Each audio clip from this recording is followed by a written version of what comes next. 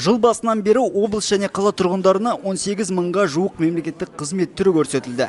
Өңір азаматтарының 80%-ға жуығы жергілікті атқарушы органдардың көмегіне жүгінді. Айта кеткен жөн, қазақстандықтардың дені тиісті қызмет түрлерін электронды үкімет порталы арқылы алды. Жәрмеңкелердің ең басты мақсаты олар ашық есік қағидатын жүзеге асыру, мемлекеттік қызмет көрсету тәртібін түсіндіру және электронды мемлекеттік қызметтерді алуды насихаттау болып табылады. Биыл облыста 13-ші рет мемлекеттік қызмет түрлерінің жәрмеңкесі ұйымдастырылды. Ал қалада бұл шара осымен 3-ші мәрте өткізіліп отыр. Егер қалалықтар шаһардың шеткер аудандарынан тиісті кеңес алу мақсатында әкімдікке не халыққа қызмет көрсету орталығына баруға мәжбүр болса, осы жолы 9 ведомствоның өкілі тұрғындарды Жұмысшы кентіндегі нөмірі 42-ші орта мектепте қабылдады. Такие услуги очень нужны. Жұмысшы кентінде осындай жәрмеңке ұйымдастырғаны жақсы. Ең бастысы алдын ала жариялады. Біз сұрақтарымызды жинап, мамандарға жүгіндік. Ыңғайлы.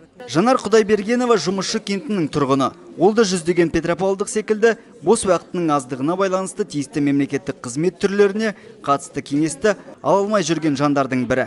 Осы жолы қажетті көмек Жанар Құдайбергеноваға өзі келді. Я пришла, например, узнать. Мені бірнеше мәселе толғандырып отыр. Бірі санаторлық демалыс, балаларды тіркеу және неке қию сұрақтары қызықтырады. Оларға қатысты жауапты бір жерден аз уақыттың ішінде ала алдым. 9 мемлекеттік органның өкілі санаулы сағаттардың ішінде 92 қызмет түрі бойынша кеңес берді. Барлығы бұл күні 267 азамат жүгініп тиісті көмек алды.